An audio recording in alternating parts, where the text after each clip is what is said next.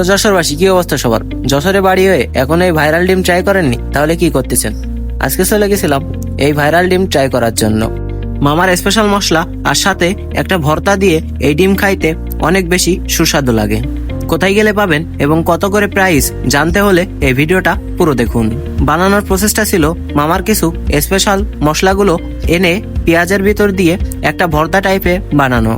মামার মশলাগুলো সম্পূর্ণ সিক্রেট, সাথে খাঁটি সরিষার তেলের একটা ঝাঁঝালো ভাব আসলেই আপনার মন কাড়তে বাধ্য করবে। হাফ বয়েল, মিডিয়াম এবং ফুল বয়েল ডিম পাওয়া যায়। হাঁস কিংবা মুরগি সব রকম ডিম অ্যাভেলেবেল রয়েছে এইখানে। আপনি চাইলে ভর্তা দিয়েও ট্রাই করতে পারেন কিংবা ভর্তা বাদেও শুধু মশলা দিয়ে ট্রাই করতে পারেন। মশলা দিয়ে ডিম মাত্র 25 টাকা করে, আর ভর্তা দিয়ে ট্রাই করলে ডিম পড়বে 30 টাকা করে। 5 টাকা বেশির জন্য আপনাকে আমি রেফারেন্স করব, অবশ্যই ভর্তা দিয়ে ট্রাই করবেন, কারণ ভর্তা দিয়েই ডিমের আসল স্বাদটা পাওয়া যাচ্ছে। মামা ঠিক বিকাল টাইমে চলে আসে এইখানে এবং অনেক রাত পর্যন্ত ব্যবসা করে এখানে।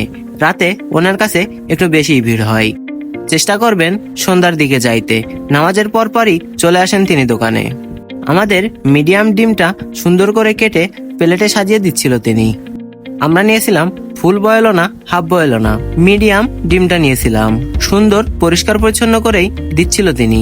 তারপর ডিমের উপর কাঙ্ক্ষিত সেই ভর্তাটি দিয়ে দিচ্ছিল। এইটা উনি হাত দিয়ে দিচ্ছিল, কিন্তু আমার মতে চামচ দিয়ে দেওয়া বেটার ছিল। তবে তার হাত সবসময় সে পরিষ্কার করে নিচ্ছিল। এদিকতে আপনারা সেফ থাকতে পারেন, কিন্তু আপনাদের যদি সমস্যা হয় আপনারা অবশ্যই বলবেন, তিনি চামচ দিয়ে দেবে। ডিমগুলো বারবার ধুয়েই দিচ্ছিল তিনি।